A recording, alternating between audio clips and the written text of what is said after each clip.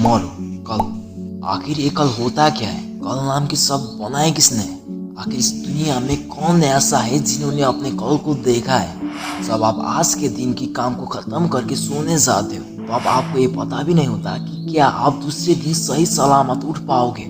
असल में कल एक बहाना है उन आलसी लोगों के लिए जो कोई भी रिस्क, कोई भी इफोर्ट नहीं लेना चाहता। और आपने आज एक काम को कल पर टालोगे तो दूसरे दिन भी आप अपने काम को टालते रहोगे। समय बीतते जाएगा, तुम्हारा वक्त गुजरता रहेगा और जो काम तुम्हारे लिए आज उतनी ज्यादा महत्वपूर्ण तो नहीं थी और कुछ ही सालों में बहुत ज्यादा मायने रखने वाला है, वो काम तब तक भी पूरा नहीं हो पाएगा। और जब समय आएगा उस काम के लास्ट डेट की तो तुम पूरा जोर लगा दोगे उसे करने में, और बदकिस्मती से तुम्हारा पास उतना टाइम नहीं बचेगा जितने में तुम उसे पूरा कर पाओ और तुम्हें कॉम्प्रोमाइज करना पड़ेगा। और इसी कॉम्प्रोमाइज से तुम धीरे धीरे इस समय से पीछे धकेलते जाओगे। तुम्हारा उम्र तो बढ़ रहा होता है, तुम्हारा फिजिकल मैच्योरिटी बढ़ रहा होता है और मेंटल मैच्योरिटी फिजिकल मैच्योरिटी से काफी पीछे रह जाएगा। कोई भी इंसान छोटा और बड़ा उनके फिजिकल अपीयरेंस से नहीं बल्कि उनके मेंटल थॉट और मेंटल मैच्योरिटी से होता है। शायद अब तो तुम्हें लग रहा होगा कि तुम्हारे पास बहुत ज्यादा टाइम है, अभी कितने सारे साल पड़ा है रिस्पॉन्सिबिलिटी लेने के लिए,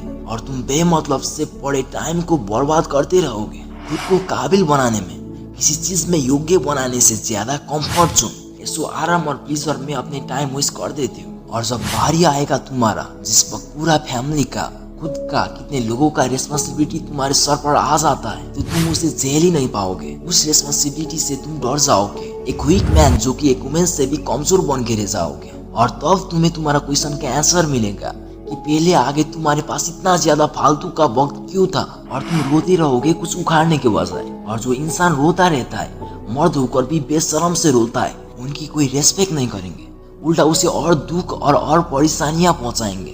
तुमने कल कल कल करके अपने कितने सारे काम को टाल दिया था ना, उसका परिणाम तुम्हें मिलेगा। समय तुमसे बदला लेगा कि तुमने मुझे बर्बाद किया, अब मेरी बारी है, मैं तुम्हारा जिंदगी ही बर्बाद कर दूंगा। और जब तुम्हारे ऊपर बहुत सारे रिस्पॉन्सिबिलिटी के भार आ जाएंगे तब तुम कुछ नया सीख भी नहीं सकते, उतना आजादी से रह भी नहीं सकते। हमारे जीवन के हर पल, हर क्षण एक दूसरे से जुड़ी होती है, और आज आपके पास बहुत सारा टाइम है, तो आज आप उस टाइम को किस तरह यूज कर रही हो, वही बात में जाकर आपके फ्यूचर को डिसाइड करेगा।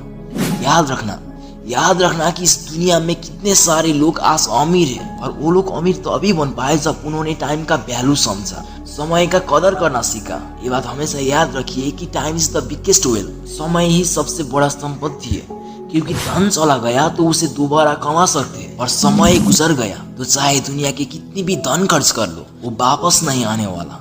आप चाहते हो कि आप अपने ड्रीम कार को 26 की उम्र में हासिल कर पाओ या फिर 60 की उम्र में। इसीलिए अगर आज और अभी से रियलाइज करोगे कि तुम्हारा टाइम बर्बाद हो रहा है और उसे सही से यूज करना सीखोगे, तो तब जाकर तुम एक सक्सेसफुल मैन बन पाओगे, ना कि वो रोते रहने वाला।